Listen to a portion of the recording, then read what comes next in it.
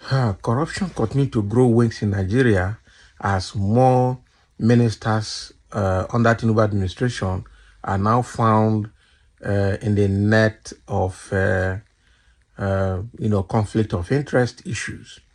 Now, the current Minister of Finance and Coordinating Minister for the Economy or whatever, Chief Wale Edun, is now involved in conflict of interest and corruption issues now with the government. And this is one of Tinubu's key persons in his government, and one of them that is also getting involved in corruption issues. I know the case of Beta Edu is still being investigated. The case of Minister of Interior, Tunjojo, that matter now, we don't know where they have dropped it. Now, we also had a case of, what is his name, the Chief of Staff, Femi Gbadebamila, that, the whole Nigerians are asking that he should be sacked because of how he, the way he was involved in the nomination and confirmation of ministers in Tinubu's government. Now, Chief Wale Edun is in the net again. And this is actually one of the key persons that Tinubu is depending on in the economic management of the nation. So let's get into the details. More controversy rocks Tinubu's government as finance minister's company gets listed as federal government's contractor. So Chief Wale Edun's company has now been listed as one of government's contractor now. This is serious, I'm telling you the truth. This is not a joke. Nigeria has hired investment banks, including Citigroup Incorporated, JP Morgan Chase and Company, and Goldman Sachs Group Incorporated to advise it on the West African nation's first Eurobond issue since 2022. Now, Africa's largest oil producer, which is Nigeria, may raise as much as $1 billion in external borrowing in 2024 to meet its spending needs. Okay, so the government also hired Standard Chartered Bank and Lagos-based Chapel Hill Denham as advisors. Okay.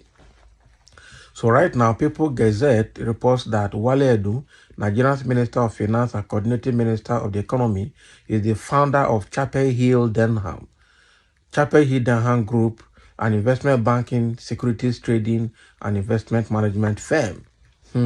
So the firm's website says it provides comprehensive advisory services to a diverse client base, including financial institutions, multinationals, and then governments. So the firm getting the contract, why Edun is the current finance minister, is a clear case of conflict of interest according to Nigerian public service rules.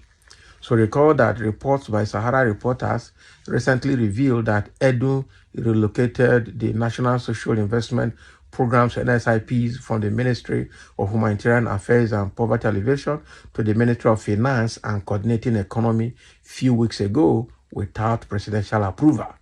Bad. This one is bad, and the lawmakers are watching it. So because of Beta Edu's case, okay, the Wale Edun now has moved NSIP, that is National Social Investment Programs, from the Ministry of Humanitarian Affairs to his own Ministry of Finance. Can you imagine? This will go kill Nigeria. Media reports indicated that a panel hurriedly set up by the minister recommended that the programs should be resumed to alleviate the sufferings of poor and vulnerable Nigerians. But curiously, the panel recommended that a new board under the leadership of Edu should oversee the social investment programs.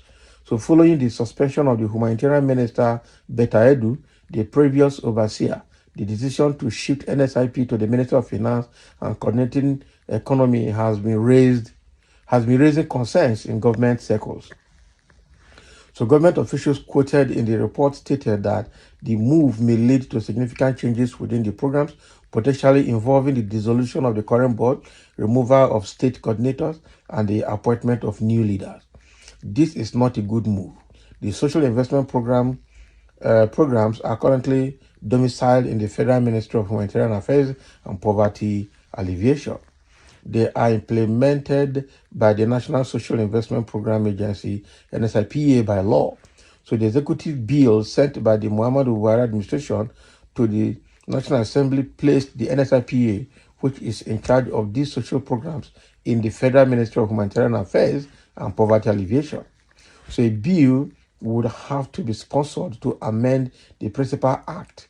Anything outside of that is illegal and against the laws setting up the NSIPA, a government official said. Oh boy. So this Chifale Duna has started eating. That is what it means. This is corruption that is breathing. This is corruption growing wings under Tinubu's government. Okay. Now we're talking about Beta Edu with the allegation that came upon her in Ministry of Humanitarian Affairs with respect to management of NSIPA. Okay, NSIP, which is a National Social Investment Fund or something like that. So intervention program. Okay. Now, as if that is not enough, Wale Edu has moved that NSIPA program from Minister of Humanitarian Affairs to his own Ministry of Finance without ratifying or rectifying the laws that actually instituted NSIP. What a government. And as if that is not enough, among all the consultancy firms that the federal government has contracted to advise the government on economic issues, Chief Wale Edu Company is one of them. And this is the height of corruption, I tell you the truth. And this has been exposed now. Seriously exposed. Seriously exposed. And Chief Wale Edu, I don't think he has declared that he has this company before becoming a minister. Because, and the name of the company is Chapel Hill Denham Group. Chapel Hill Denham Group is owned by the Minister of Finance, Chief Wale Edu. So look at the two things happening under Wale Edu now. And Tinubu does not know about it. One is that Chief Wale Edu's company, Chapel Hill Denham Group, is one of the economic consultants that the government has hired to advise it on economic issues. That's one. Moving NSIP from Minister of Humanitarian Affairs to Minister of Finance, which is under Wale Edu, without the approval and signature of the president, first of all, is corrupt and is illegal. Moving it again without going to National Assembly to ratify the law that set up NSIP is another illegal activity. So why are these people operating with this level of impunity at the expense of Nigerians? This is bad. This is bad. Now somebody is writing here, said, who is deceiving who? When this government came, they said they want to borrow money because they have enough money from the removal of subsidy and floating of the naira. But in less than 10 months, it has borrowed $3.3 billion from Afrexim Bank. Want to borrow $1 billion from Eurobond negotiation with commercial banks such as HSBC and others to borrow $10 billion. I wish them all the luck. This one, wow. Now, those gullible, then go they deceive, not be people like us. Not be lie. Not be lie. Wale Edu must get his own cut of the cake.